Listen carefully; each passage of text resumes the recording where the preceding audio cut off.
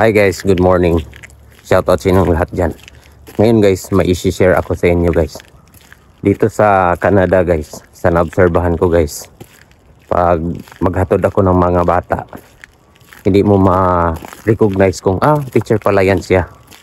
Unlike dyan sa Philippines, may uniform tayo. May mga teacher dyan, may uniform tayo sa Philippines. So makilala mo siya, ito teacher to siya. So ganun guys. Sa Thailand naman, may uniform din sila guys. Ma-recognize mo sila kung teacher siya sa school kasi may uniform siya.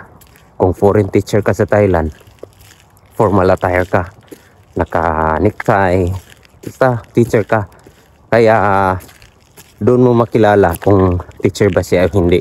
Pero dito sa Canada guys, freestyle ang dating dito guys. Kagaya pag mag-PE teacher ako guys, ganito lang suot ko guys pag mag-saba ko. Kasi walang pake dito guys kung anong suot mo. Kaya pag maghatid ako sa mga bata, akala ko parents, yun pala teacher siya. Kaya ganun sila dito guys, wala silang requirements na uniform. Lalo na pag PE teacher, nako, kahit ano lang susuotin.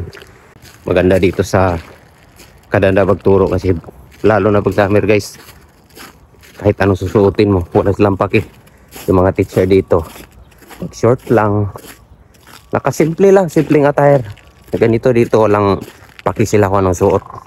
Yun lang yung isi-share ko guys Walang pakialamanan dito pag magsuot ka sa mga damit mo, pag nagtuturo ka. Kaya ako, pag magturo ako guys, ganito lang ang attire ko.